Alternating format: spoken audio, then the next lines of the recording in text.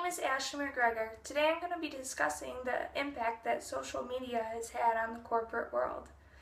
In this presentation, I will discuss the history of social media, laws and regulations regarding social media, how to develop a social media policy, and lastly, how managers can effectively use social media in the workplace. The history of social media. In the 1940s, the first supercomputer was invented. Fast forward to 1997 when the first official social media website was created. This website was called 6 Degrees. It allowed its users to upload profiles and befriend other users. In 1999, the first blogging website was created. In the early 2000s, all the popular social media websites we know today were created, such as YouTube, MySpace, Facebook, LinkedIn, and Twitter. According to Nielsen's latest social media report, the total time spent on social media websites has increased 37% since 2011, from 88 billion minutes to 121 billion minutes. This is because Americans have become great multitaskers. It's not uncommon for you to be sitting in front of the TV on your mobile phone, tablet, or laptop, tweeting about what's going on your favorite show. How does this affect the corporate world? Since the movement towards social media, there has been a shift in how companies interact, support, and collaborate with their customers. Laws and regulations of social media. Being an effective manager means knowing how these laws and regulations can affect you and your employees. Because social media is relatively new, it can be hard to navigate these laws. Social media was originally created so we could freely share ideas between each other. However, this has become abused. Managers now know too much information about their employees. They know what they do on their days off, their family matters, and even their drinking habits. Theodore Claypool stated that when too much information is published, it can prevent an obstacle when the circumstances change and a rival is seeking an edge for promotion. What you post on social media websites, your coworkers can use it against you. In other countries, such as Europe and Canada, their citizens' privacy is considered a human right. Here in the United States, that only applies in certain cases, such as healthcare. ABC News recently covered states that have social media laws in place. In May 2012, Maryland passed a law that digitally protects its citizens. In July 2012, Delaware passed a similar law that protects college students.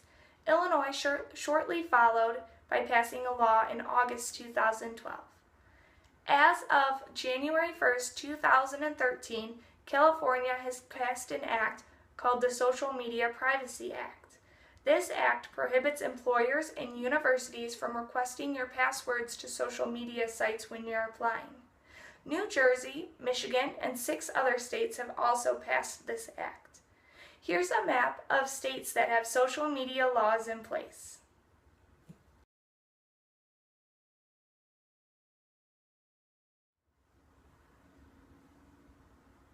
How to develop a social media policy. A study by Prescower International Labor and Employment Group found that 43% of its company's respondents reported employee misuse of social media websites. This is why it's imperative to have a social media policy in place. How do you develop a social media policy? Glenn Gilmore, author of A Social Media Law for Business, has created a successful way to develop a social media policy. Step 1. Establish a team. Your team should be diverse but an accurate representation of your company. The goal is to empower your employees to be social in an effective and compliant manner. Step 2. Define objectives. Social media should promote your brand and image while connecting with customers on a more personal level. Step 3. Write your policy. Step 4. Invite stakeholders, employees, and even customers to read your policy. This is the best way to find if there is an issue and correct it immediately. Step 5. Hone your policy. Create the final draft of your policy, making sure that it matches your company's objectives and your company culture. Step 6. Provide in-house training. Step 7.